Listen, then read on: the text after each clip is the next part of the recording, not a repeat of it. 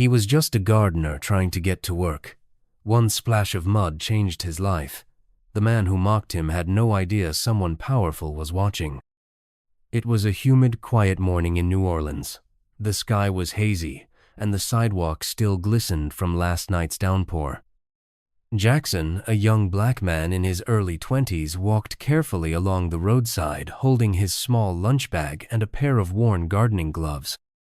His uniform was clean but faded, and his boots were nearly worn through. Still, he walked with purpose. He couldn't afford to be late for his gardening job at Magnolia Heights. As he approached the main boulevard, he heard the aggressive rumble of a car engine. A gleaming black SUV was speeding toward him. Before Jackson could step away, the tires hit a deep puddle. In one terrible moment, muddy water splashed all over him. His face, his clothes, his lunch, everything was soaked and filthy. The SUV didn't stop. Instead, the tinted window rolled down just enough to reveal a well-dressed white man laughing. His expensive watch glinted in the morning sun, and he wore designer sunglasses. "Watch where you stand next time, boy," he shouted before speeding off. Jackson stood there in shock. His jaw tightened, his eyes burned, but he didn't cry. He just picked up his muddy lunch bag and continued walking.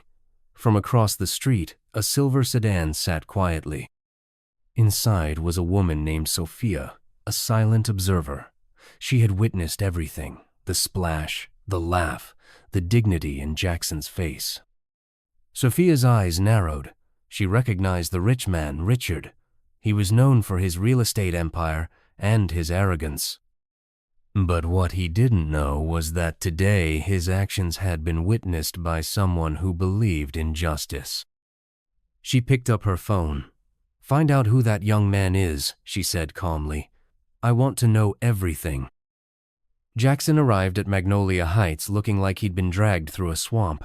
His once clean uniform now had brown stains, his hair was speckled with mud, and his boots squished with every step.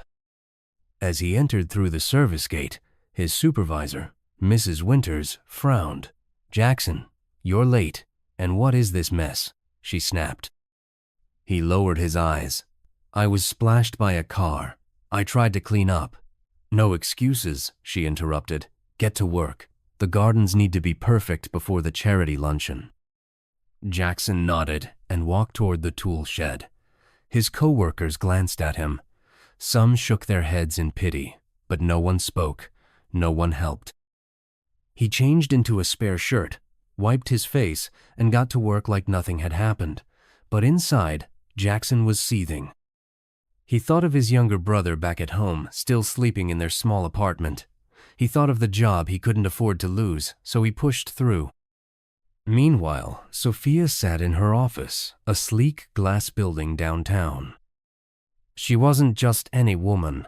She was one of the city's most influential black executives, a quiet billionaire who preferred action over talk. Her assistant brought in the file she requested. "His name is Jackson Hayes, age 23, works 2 jobs, lives in Treme, takes care of his younger brother since their grandmother passed last year." Sophia studied the photo attached to the file, Jackson smiling gently beside a teenage boy. She tapped the photo thoughtfully. "He didn't deserve that," she murmured. Her assistant raised an eyebrow. "Do you want me to intervene?" Sophia looked up. "Yes, but subtly. Let's watch a little longer." Richard Blackwell lounged in his corner office overlooking the Mississippi River, adjusting his silk tie. His phone buzzed constantly with messages from investors, contractors, and political connections. He was one of the city's most powerful developers and the heir to a banking fortune. He smirked at his reflection in the window, confident and untouchable. That gardener was standing too close to the road. He said, sipping his bourbon, "He should thank me for the free shower." His assistant, Thomas, gave a nervous laugh. "Yes, sir." Richard never looked back. He believed life was about winners and losers, and he was born to win. But across town, Jackson's day dragged on. Every time he knelt to pull weeds, his knees ached. Still, he kept his head high and whispered to himself, One more day, just get through today. During his break, he went behind the gazebo to eat what remained of his lunch. A soggy sandwich and a bruised apple. He sat alone on a stone bench, his fingers still trembling with suppressed anger. A woman walked past the garden entrance and paused. It was Sophia, dressed casually in linen pants and a simple blouse, wearing a wide-brimmed hat and sunglasses. She pretended to admire the flowers, but her eyes were on him. She saw how carefully he ate, how he checked his phone for messages, probably from his brother. There was no pretense, no self-pity, just a young man whom society kept pushing down but who kept rising anyway. Sophia walked away slowly, but a plan was already forming in her mind. He doesn't know it yet, she thought, but his story is about to change. The next morning, Jackson woke before dawn as usual. He made sure his brother Theo had breakfast, packed his school supplies, and gave him bus fare. "Stay out of trouble today, okay?" Theo nodded, yawning. "You too, Jack." Jackson took 2 buses to reach Magnolia Heights, still wearing his backup uniform. The stains from yesterday's splash were still on his good one, soaking in their bathroom sink. When he arrived, something unexpected happened. Inside his locker was a small paper bag. Inside the bag was a new pair of gardening gloves, a fresh sandwich wrapped in wax paper, and a folded note. "For the man who works with dignity, even when the world is unkind." Jackson froze. He looked around, but no one seemed to notice. He unwrapped the sandwich cautiously. It was fresh, with quality ingredients. He hadn't eaten this well in months. He didn't know who left it, but for the first time in days, he felt seen. From her car parked discreetly outside, Sophia watched through binoculars as Jackson discovered her gift. She saw his confusion, then the small smile that crossed his face. "First step," she whispered to herself. Meanwhile, Richard was at a business roundtable discussing his latest development project. The other executives praised his vision, and he basked in their admiration like nothing in the world could touch him. But the moment the meeting ended, Richard berated his team. "These projections are too conservative. Push the numbers up, or I'll find someone who will." No one dared challenge him. That was Richard's world, cold, ruthless, and built on intimidation. But things were shifting. That evening, Sophia made another call. "I want him promoted," she said to the estate's head gardener.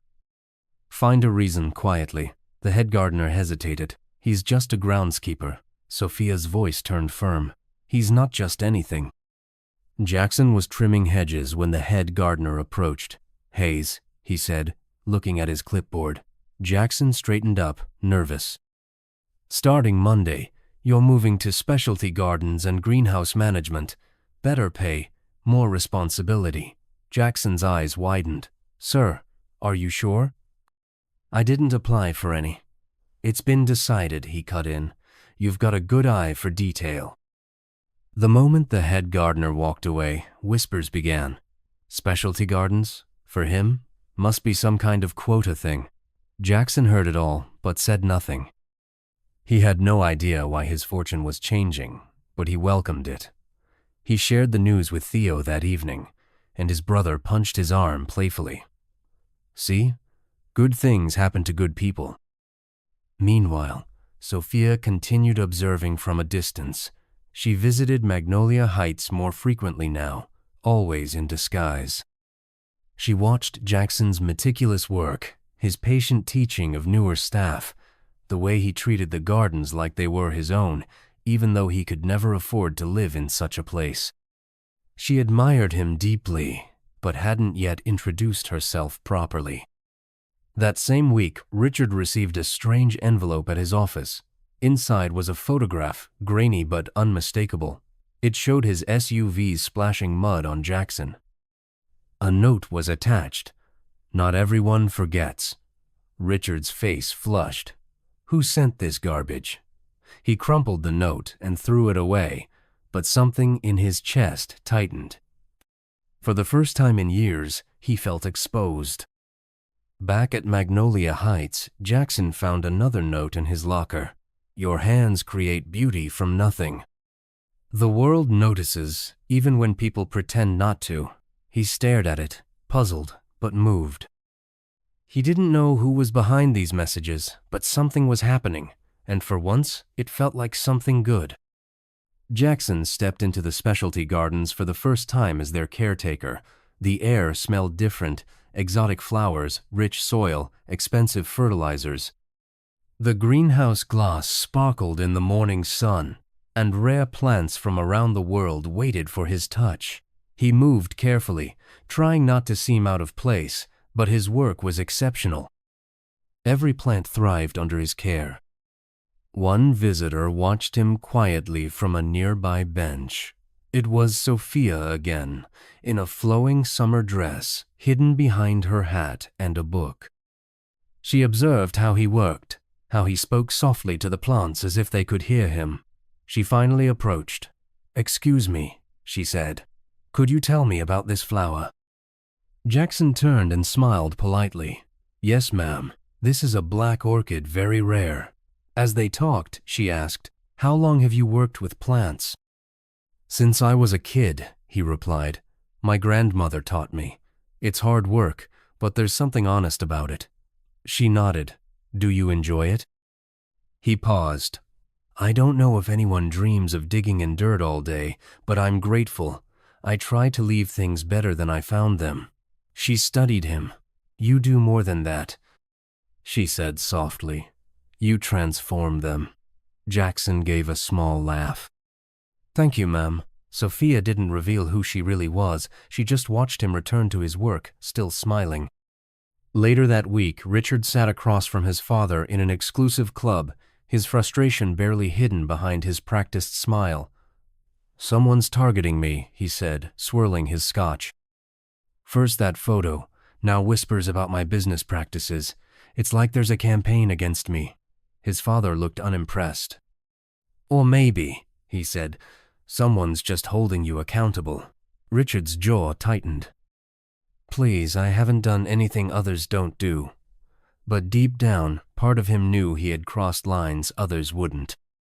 At Magnolia Heights, Jackson found a small potted bonsai tree in his locker. No note, just the perfect miniature tree. He stared at it, moved yet confused. Someone was watching him, not to harm him, but to encourage him. The more Jackson excelled, the more attention he drew. Some staff admired his work ethic, but others grew resentful. Dominic, a landscaper who'd worked at the estate for years, wasn't pleased. "He just got here and already has the greenhouse. Must have connections somewhere," he muttered to others.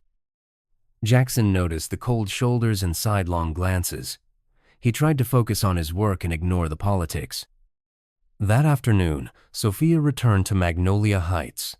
This time, she requested a tour of the greenhouse, asking for Jackson specifically. When he walked in, Sophia was examining a rare flowering vine. "We meet again," she said warmly. "I wanted to see more of your work."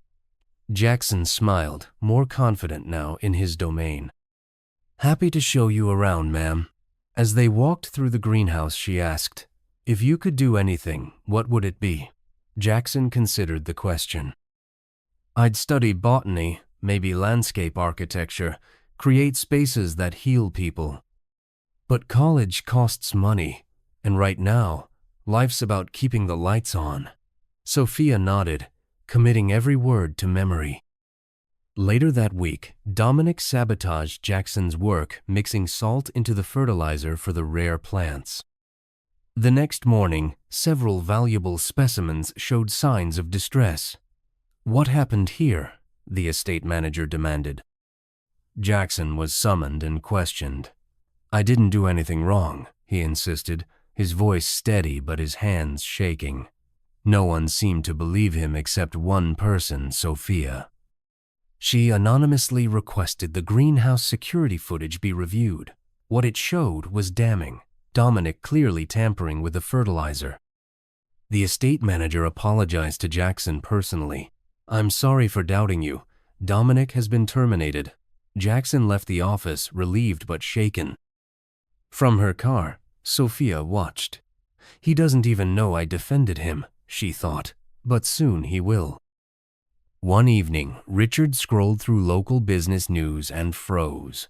There it was, a story about unethical development practices with a blurry image of his company's logo and the caption, "Some build fortunes by destroying communities." It had been shared hundreds of times, and though he wasn't named directly, industry insiders were connecting the dots. "Who's behind this smear campaign?" he shouted at his PR team. His director of communications hesitated. "Maybe we should address some of these concerns publicly." Richard laughed coldly. Apologize? For success? Never. But his confidence was crumbling. Back at Magnolia Heights, Jackson's reputation was restored. The estate owners greeted him by name, and staff sought his advice on plant care. Dominic was gone, and while Jackson held no grudge, he remained cautious. That weekend, Sophia arrived at Magnolia Heights, not in disguise, but in her full executive presence. She walked directly to the greenhouse where Jackson was propagating seedlings. "You again," he said with a friendly smile. "You really love plants." "I love watching things grow," she replied, her gaze steady. Jackson tilted his head. "You're not just a visitor, are you?" She smiled. "You're perceptive." She extended her hand. "Sophia Washington, CEO of Washington Innovations. I'm part of the foundation that funds this estate." Jackson froze.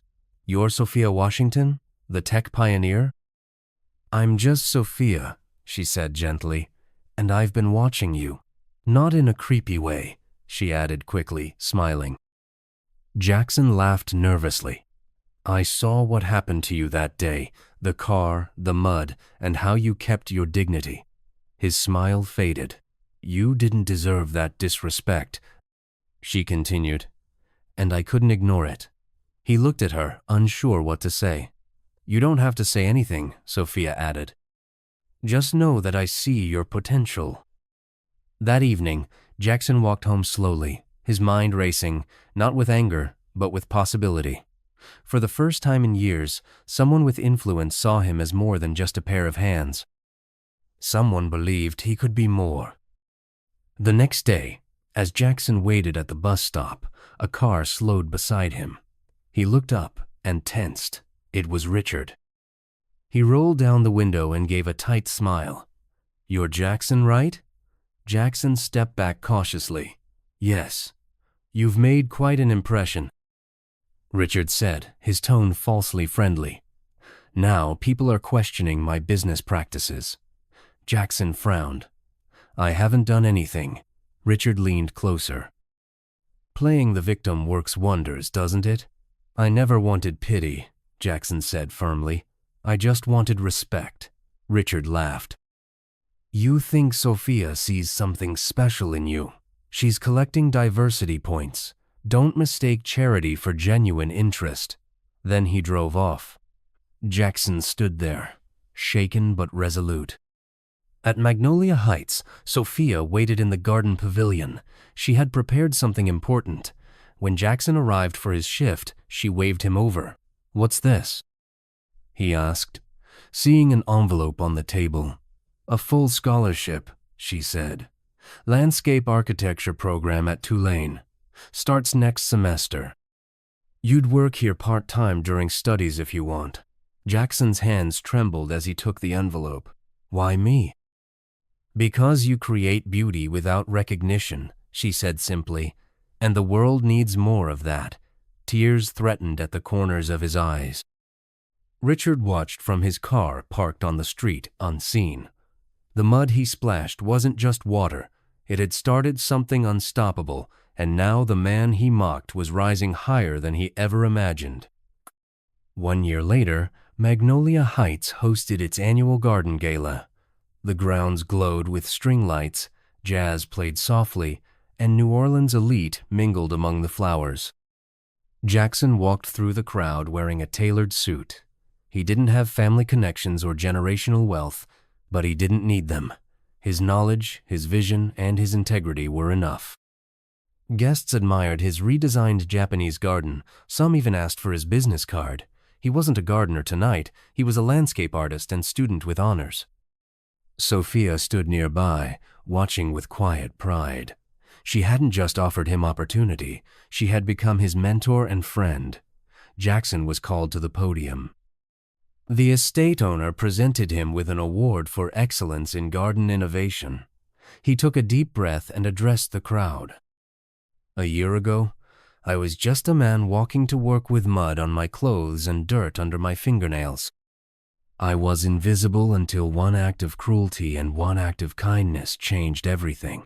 The audience fell silent. "I don't stand here because of luck. I stand here because I kept growing, because someone saw potential in me before I fully saw it in myself." He looked over at Sophia. "And because dignity speaks louder than disrespect." Several guests nodded in appreciation. Even the staff watching from the edges stood taller.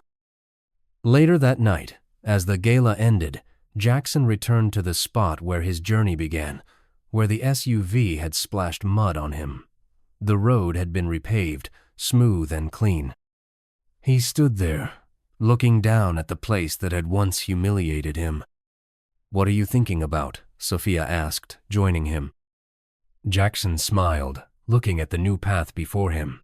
How sometimes the worst moments lead to the best beginnings. Without another word, they walked forward together, not just as mentor and protege, but as something more, proof that even when life throws mud, something beautiful can grow. And sometimes it grows so magnificently, the whole world stops to take notice.